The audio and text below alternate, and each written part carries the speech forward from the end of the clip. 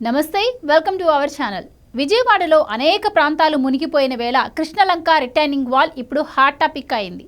ఈ రిటైనింగ్ వాల్ను మేమంటే మేమే నిర్మించామని వైసీపీ ఘనంగా చెప్తోంది. కానీ చరిత్ర తెలుసుకోవాలని టీడీపీ స్ట్రాంగ్ కౌంటర్ ఇచ్చి పడేస్తోంది.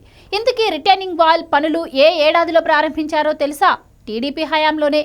కృష్ణా, గుంటూరు జిల్లాలను కలిపే కనకదుర్గ వారధి సమీపంలో కృష్ణానదికి ఒక అంచున రిటైనింగ్ వాల్ నిర్మాణం చేయడం వల్ల విజయవాడలోని కృష్ణలంక, రామలింగేశ్వర్ నగర్ తదితర ప్రాంతాలు వరద ముంపు నుంచి బయటపడ్డాయి. ఈ గోడను టీడీపీ హయాంలోనే సగానికి పైగా పూర్తి చేశారు. మొత్తం 4.7 కిలోమీటర్ల వాల్ నిర్మాణం 3 ఫేజ్లలో నిర్మాణం చేయాల్సి ఉంది. మొదటి ఫేజ్ 2.37 కిలోమీటర్లు యనమల కుదురు నుంచి గీతానగర్ కట్ట వరకు 165 కోట్లు.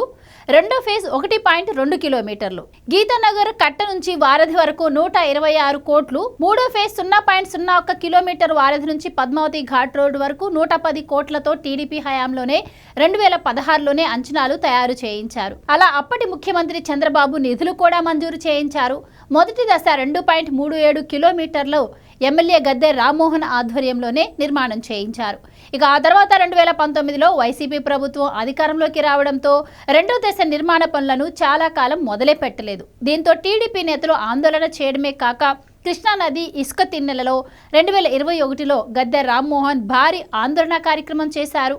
దీంతో దిగివచ్చిన వైసీపీ సర్కార్ ఎన్నికల్లో లబ్ధి పొందేందుకు ఏడాది ముందు హడావిడిగా ఈ వాల్ పనులు మొదలుపెట్టి పూర్తి చేసింది. పనిలో పనిగా అంచనాలకు అదనంగా 50 కోట్లు పెంచి నిర్మాణ పనులు చేపట్టారు. 2-3 దశ పనులు అలా పూర్తి చేశారు. ఇప్పుడేమో జగన్ ముంపు ప్రాంతాల్లో పర్యటన సందర్భంగా రిటైనింగ్ వాల్ ని సందర్శించారు. అది తమ పుణ్యమే అంటూ ప్రొజెక్ట్ చేసుకున్నారు. ఈ రిటైనింగ్ వాల్ నీ వల్లే అయ్యిందన్నా అంటూ అక్కడి జనం చెప్పినట్లుగా సాక్షి మీడియాలో ఓదరగొట్టారు. కానీ జగన్ పట్టించుకొని ఆ వాల్ టీడీపీ ఆందోళనల కారణంగానే మళ్లీ పట్టాలెక్కింది.